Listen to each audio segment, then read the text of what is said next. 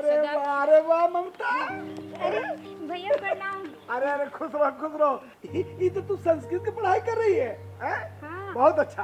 हाँ भैया, संस्कृत पढ़ रहे हैं, लेकिन ना हम चाहते हैं कि इसके बारे में और आगे पढ़े और इसमें कुछ रोजगार भी मिल जाता तो बहुत अच्छा। अरे तब लेकिन कुछ जानकारी ही नहीं है कि क्या कैसे करें। अरे तो खाली पढ़ाई करती रहोगी, ये बारे में जानकारी तुमको नहीं है कि न्यूज में, पेपर में, मतलब कि दूरदर्शन में, रेडियो में ये वैदिक के बारे में सारा जानकारी देता है। अच्छा। किसके माध्यम से कैसे नौकरी मिलेगा, कैसे रोजगार मिलेगा, कैसे तुम आगे की पढ़ाई करोगी, ये सब देता है उसमें। तुम उसको नहीं पढ़ती हो? नहीं भैया, हम तो टीवी नहीं देखते हैं। अच्छा हाँ बोलो बोलो। अब तब हमको कुछ जानकारी चाहिए, कैसे मिलेगा? अब तुम निश्चिंत रहो, तुम्हारा भाग खुल गया है। हाँ, अपना गांव में जो बगीचा है ना, हाँ। उसमें आए हुए हैं बहुत बड़े विशेषज्ञ। हाँ, इसी के बारे में वो सारी जानकारी देंगे। तुम उनके पास चलो और उनसे पूरा जानकारी ले लो। सच में? हाँ? इसकी पूरी जानकारी देंगे? अरे एकदम बहुत जरूरी देंगे वो। हाँ, तो चलिए चलिए हम पूछ लेंगे इसमें कैसे और आगे। तो सुनो सुनो, इसको पहले रख के आओ, हम उनको रोक के रखते हैं। हाँ जाओ। जाते अभी रख। हाँ जाओ जाओ। नमस्कार सर। सर जहाँ तक मुझे मालूम है कि आज आप वैदिक शिक्षा के बारे में बताने आए हैं। और जानते हैं, मुझे ये भी मालूम जहाँ तक चला है कि वैदिक शिक्षा के माध्यम से रोजगार की भी मैंने बहुत सारी गुंजाइश है ना।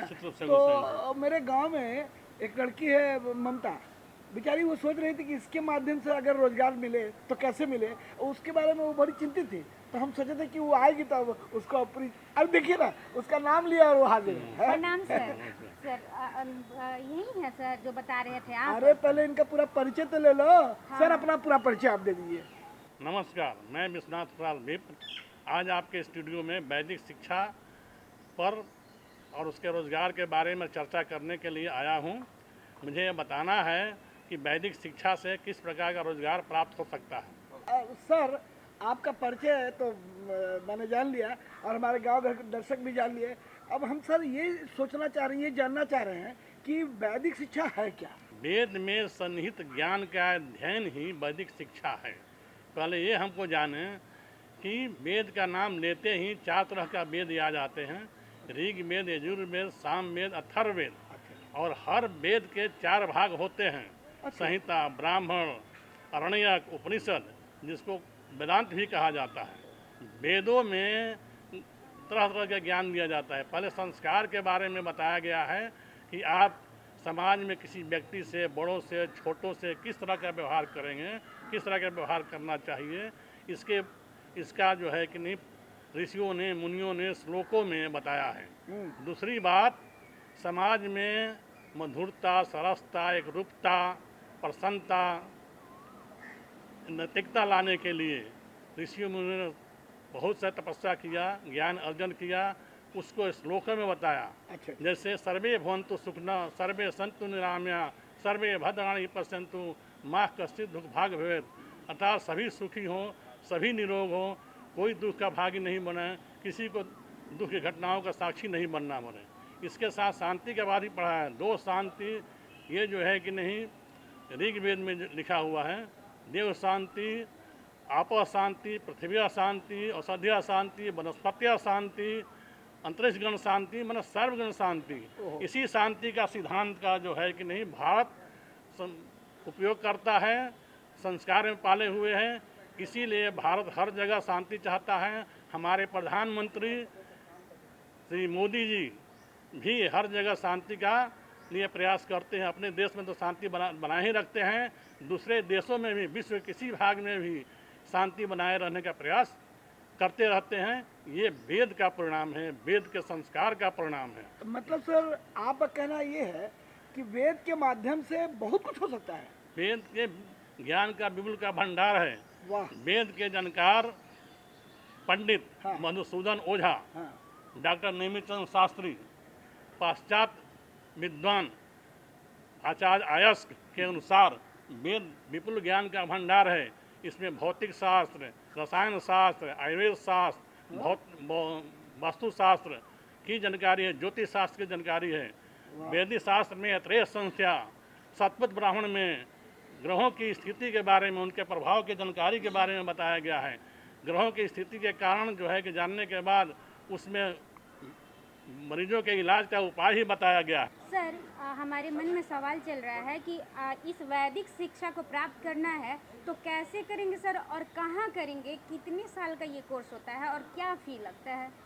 देखिए, हमारे सरकार ने इसकी बढ़ावा देने के लिए दिल्ली में श्री लाल बहादुर शास्त्री संस्कृत विद्यापीठ केंद्रीय विश्वविद्यालय खोला है, जहाँ संस्कृत के पढ़ाई के साथ साथ वेदों का ज्ञान का भी अध्ययन किया जाता है। वैदिक ज्योतिष का भी ज्ञान दिया जाता है। वैदिक ज्योतिष एस्ट्रोलॉजी का भी ज्ञान दिया जाता है, और साथ में साथ जो है मेडिकल एस्ट्रोलॉजी का भी ज्ञान दिया जाता है। किस प्रकार ग्रहों के प्रभाव से इलाज संभव है, अगर ग्रह कौन सा ग्रह खराब होने से किस प्रकार का रोग हो सकता है, ये जानकारी मिल सकती है। अगर आपको ये जानकारी मिल गई कि किसी ग्रह की स्थिति वैदिक ज्योतिष से अगर भी प्राप्त कर लेते हैं, जो हर जगह उपलब्ध है, तो आपको क्या क्या जानकारी हो सकती है। आपकी जानकारी हो सकती है कि मेडिकल एस्ट्रोलॉजी, किसी को रोग हुआ तो उसकी जन्म कुंडली देखकर ग्रहों की स्थिति देखकर। रोक रहा हूँ, क्षमा चाहते हुए मैं ये जानना चाह रहा हूँ कि इसकी पढ़ाई हम कहाँ करें। जैसे आपने कहा दिल्ली, तो सिर्फ क्या दिल्ली में ही पढ़ाई इसकी? नहीं, दिल्ली में है, बनारस BHU में है। हाँ। ऐसे नेट पर जाकर गूगल सर्च में बहुत से विद्यालय खुल चुके हैं, जहाँ से आप जा करके सर्च करके प्राप्त कर सकते हैं। 6 महीना उसकी डिग्री ले सकते हैं। आप घर बैठे जो ज्ञान पा सकते हैं। और जो है घर बैठे आप डिग्री ले सकते हैं और आप जानकारी ले सकते हैं। अगर ज्योतिष की जानकारी आपकी हो गई, या वैदिक ज्योतिष की जानकारी हो गई, वैदिक शिक्षा की जानकारी हो गई, तो आपको समाज में मांग बढ़ जाएगा, आपको रोजगार मिलने का अवसर शुरू हो जाएगा। अगर आप मेडिकल एस्ट्रोलॉजी बन गए तो अब ज्योतिष कम डॉक्टर कहलाइएगा। तो ऑनलाइन और ऑफलाइन दोनों घर बैठे भी कर सकते हैं। घर में से अभी जो है कि नहीं, श्री महर्षि महाविद्यालय जयपुर में वो ऑनलाइन क्लासेस चलाता है। अभी जो है ना बहुत करीब सभी स्टेट में ऑनलाइन क्लासेस चल रहा है। आप घर बैठे 6 महीना साल भर का कोर्स करके ज्योतिष की जानकारी, वैदिक शिक्षा की जानकारी कर सकते हैं और उससे रोजगार पा सकते हैं। रोजगार ही नहीं, आपका समाज में मान और सम्मान ही मिलेगा। बिल्कुल बिल्कुल। सर तो आप बता रहे थे जो दिल्ली वाला है वहाँ पे कॉलेज खुला है, तो सर वहाँ का क्या फ़ी है और बिहार का? वहाँ का फ़ी का स्ट्रक्चर कुछ नहीं, बस नॉमिनल फ़ी है। वहाँ आप जाइए अपना डिग्री लेकर के, अगर आपको वहाँ कुछ टेस्ट होगा, कुछ पूछा जाएगा। तो सर वो जैसे नामांकन के लिए किस डिग्री की जरूरत होगी, मतलब क्या डिग्री, मैट्रिक? मिनिमम जो है कि नहीं, आपको मैट्रिक पास होना जरूरी है। 10+2 पास करिए तो आपके नाम लिखाने में सुविधा होगी। अच्छा। तो सर अगर हम संस्कृत पढ़ रहे हैं, अगर संस्कृत की जानकारी होगी, उसकी डिग्री हमने ले ली, तो उसके माध्यम से मैंने क्या संभावनाएं बनती है इसमें? देखिए, अगर संस्कृत की जानकारी हो गई, जिसमें वेद लिखा गया था, वेद का वाचन हुआ था, वो पूरी संस्कृत भाषा में ही रही है। अच्छा। अगर आप जो है कि संस्कृत की जानकारी हो गई तो चारों वेदों का ज्ञान आप अच्छी तरह समझ सकते हैं और उसके जो है कि निहित ज्ञान को उपयोग कर सकते हैं। चाहे वो आयुर्वेदिक ज्ञान हो, या वास्तुशास्त्र ज्ञान हो, या ग्रहों की स्थिति का ज्ञान हो। ग्रहों की स्थिति का वहाँ अत्रेय संहिता में अच्छा वर्णन किया हुआ है, शतपथ ब्राह्मण में भी अच्छा वर्णन किया गया है, जो ऋग्वेद का ही पाठ है। वाह, मतलब ये कि अगर संस्कृत का ज्ञान हमें मिल जाए तो चारों वेदों का ज्ञान आसानी से हो सकता है। और आपको किसी एक विषय के ज्ञान के नहीं, बल्कि सभी विषयों का ज्ञान आपको हो जाए। एक विषय का ज्ञान अगर संस्कृत कर लें तो चारों विषय की जानकारी हमको हो सकती है। हाँ, कि भौतिक क्या कहता है, उसमें रसायन क्या कहता है, संस्कार क्या कहता है, किस तरह से समाज में अपना समय बिताना चाहिए और कैसे समाज को सुधारना चाहिए, ये भी उसमें ज्ञान है। कैसे कैसे व्यवहार करना चाहिए, कैसे शांति बनाए रखना चाहिए, ये सभी ज्ञान उसमें। ठीक है सर, आपकी बात ये बहुत अच्छी तरह समझ में आ रही है मुझे। लेकिन एक बात मेरे दिमाग में और आ रहा है कि मान लिया किताब पढ़ करके ही अगर हम ज्ञान प्राप्त कर लें, तो फिर हमारे जो विशेषज्ञ लोग हैं, प्रोफेसर लोग हैं, लेक्चरर लोग हैं, उसके ज्ञाता लोग हैं, उनसे हम कैसे लाभ उठा पाएंगे? देखिए, आप कॉलेज में पढ़ते हैं या कहीं पढ़ते हैं, आप कॉलेज में लेक्चरर पढ़ाता है, व्याख्याता पढ़ाता है, साथ में भी आपको किताब का अध्ययन करता है।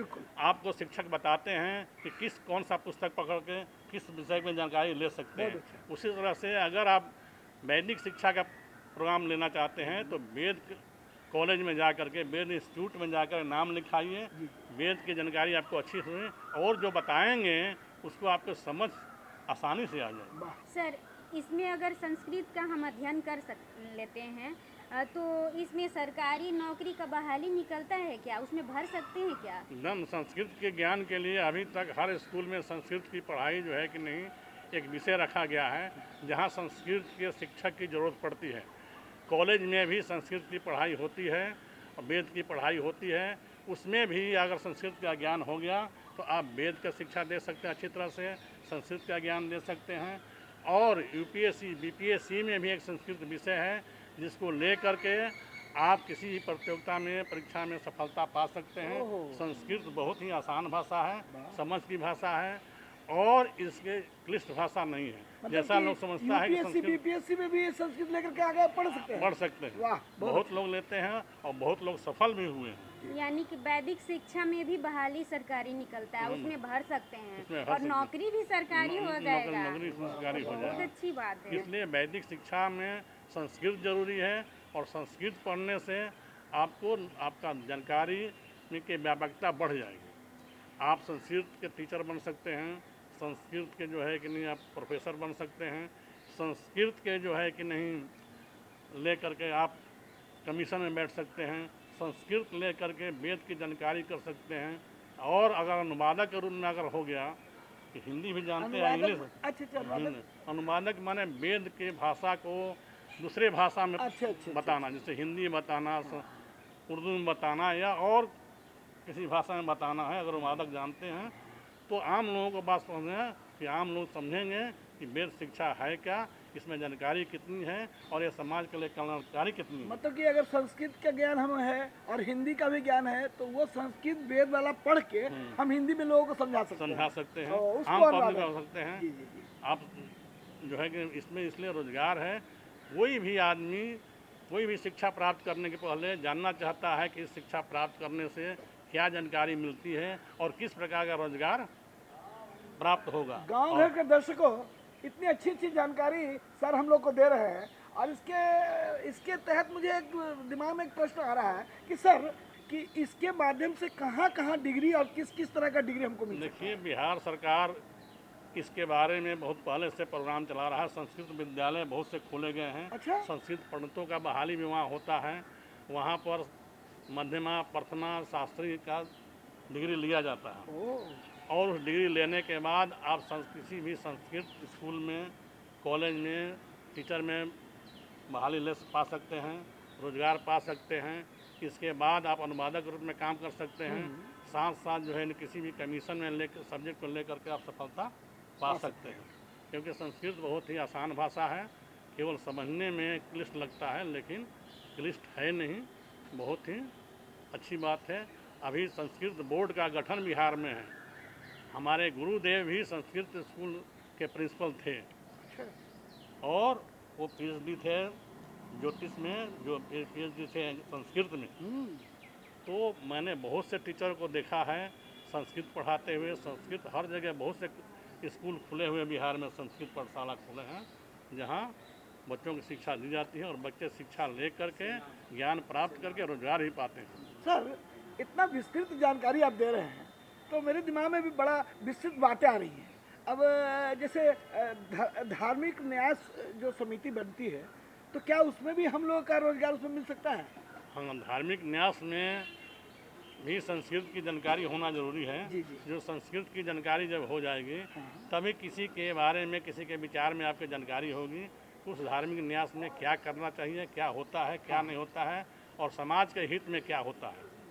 अगर ऐसी जानकारी हो जाती है तो आपको जो है कि नहीं उस संस्थान में भी, धार्मिक न्यास में भी आपकी पूछ बढ़ जाए, आपकी मांग बढ़ जाएगी, वहाँ भी आपके रोजगार मिल सकता है। अच्छा, तो मतलब कि हम तो इतना स्वार्थी हो गए कि अपने ही बारे में पूछ रहे हैं। ये ममता जैसी औरतों को या लड़कियों को भी क्या उसमें कोई रोजगार की संभावना है? नहीं, पहले तो इनको संस्कृत का ज्ञान होना चाहिए। हाँ, जब उसके बाद संस्कृत का ज्ञान हो जाएगी तब अपना विषय वस्तु के चुनाव करेंगे कि हमको धार्मिक न्यास का बात पढ़ना है या ज्योतिष, वैदिक ज्योतिष का बात करना है या उसमें व्यवहार कुशलता की बात करना है या उसका इंटरप्रेटर के रूप में काम करना है।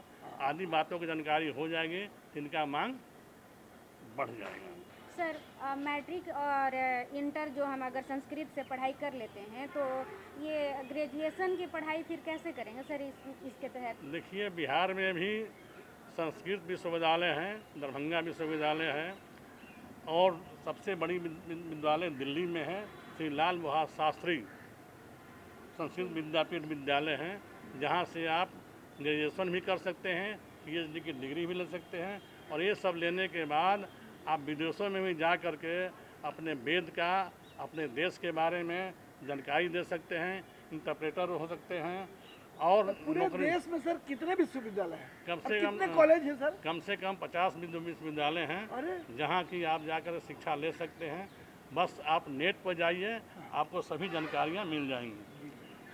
विश्वविद्यालय के साथ साथ छोटे मोटे स्कूल भी हैं। अगर विश्वविद्यालय से आप पढ़ाई ले लेते हैं तो आपको स्कूल में नौकरी प्राप्त करने में, शिक्षक की नौकरी प्राप्त करने में बड़ी आसानी हो जाएगी। आपको सेना में भर्ती होने के लिए भी आसानी हो जाएगी। आप बीपीएससी कमीशन की परीक्षा में भी ग्रेजुएशन की डिग्री ले लेती हैं संस्कृत से, तो आसानी से परीक्षा पास कर सकती हैं। आप विदेशों में भी जा कर के प्रचार प्रसार अपने धर्म के बारे में, अपने देश के बारे में, अपनी संस्कृति के बारे में प्रचार कर सकती हैं, बढ़ावा दे सकती हैं कि हमारे देश में वेद शिक्षा क्या है और कैसे है, इसका प्रभाव क्या है, समाज को निर्माण करने में कितना ये जो है कि योगदान करता है। वाह ममता, देख लो, तुम चिंतित थी ना कि हम कैसे रोजगार पाए, कैसे ना पाए, और तुम्हारा तो विषय ही संस्कृत है। तो संस्कृत का विषय की जानकारी लेकर के आगे की पढ़ाई करके तुम अपना भविष्य सुधार सकती हो, यानी रोजगार पा सकती हो। सरकार इस क्षेत्र में भी मैंने बहुत सारे रोजगार की संभावनाओं को विकसित कर रही है कि नहीं? बहुत अच्छी बात सर हम लोग को बताएं, तो जानकारी ही नहीं थी ऐसा सारी बात। एक बात और करना चाह रहे थे कि हमारे गांव घर के दर्शकों को क्या संदेश देना चाहते हैं इस विषय पर?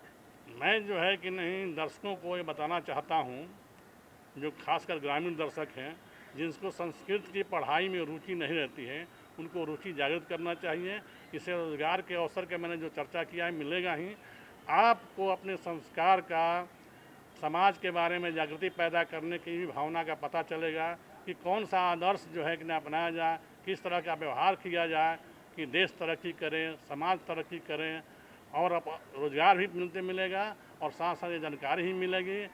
और श्री अपने प्रधानमंत्री श्री मोदी जी का सपनों को साकार करेंगे कि भारत जो है कि नहीं एक न्यायप्रिय देश है, सामाजिक संस्था है, संस्कारित देश है, जिसके संस्कार का उपयोग कर देश में, विश्व में शांति स्थापित किया जा सकता है, व्यवहार कुशलता जो है ना बनाया जा सकता है। सर का बहुत बहुत धन्यवाद कि आप इस कार्यक्रम में आए। तो दर्शकों, आपने इतनी अच्छी जानकारियाँ ली और इसका लाभ उठाएंगे, हमें आशा है। और अगर आपके मन में अभी भी कुछ सवाल रह गया हो या सुझाव देना चाहते हो तो हमारे इस पते को नोट कर लीजिए। हमारा पता है कार्यक्रम गांव घर, निदेशक दूरदर्शन केंद्र, फ्रेजर रोड, पटना 8,01,। और हमारा ईमेल आईडी है directorddkpatna@gmail.com। तो दर्शकों, इसी के साथ हमें और हमारी पूरी टीम को दीजिए इजाज़त, और फिर मिलेंगे हम आपसे अगले अंक में। तब तक इस लोकगीत का आनंद लीजिए। नमस्कार। जी नमस्कार।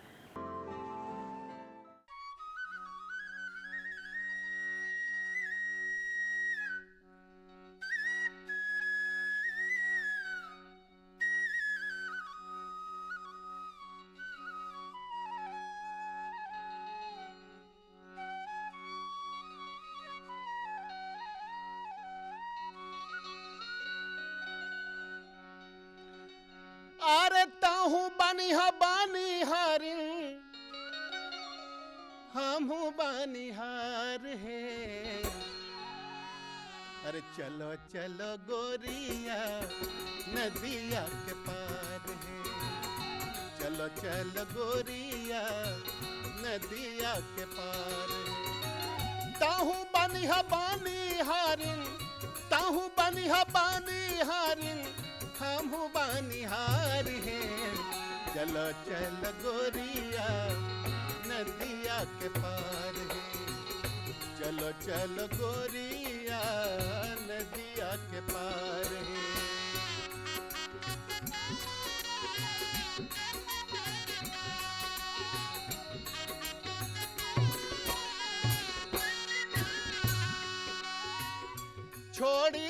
पर बागों में घर बसैबे।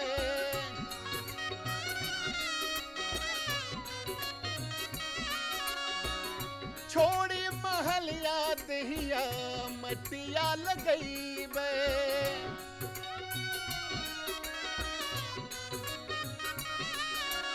हो गाँव में बसैबे एक ठो, गाँव में बसैबे एक ठो, और नया संसार है।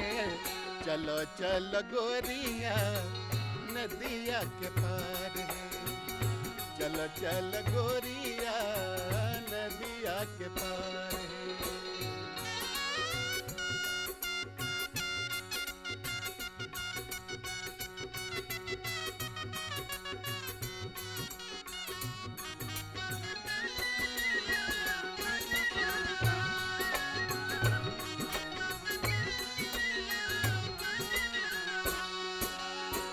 गहुम धान दलहन तेलहन उख उपजैबे।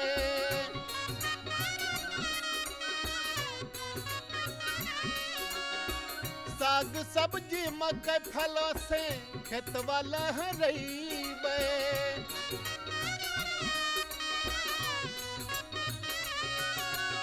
हे गाय भैंस पोसी गाय भैंस पोसी बहैबे दूध के धार है। चलो चल गोरिया नदिया के पार है। चलो चल गोरिया नदिया के पार है।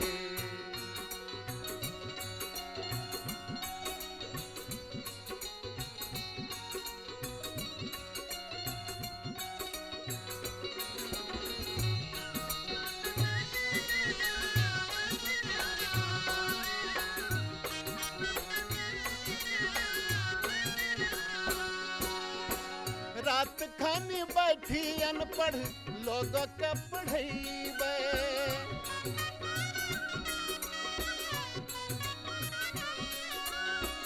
देशों के खातिर अपनो मथबो चढ़ैबे।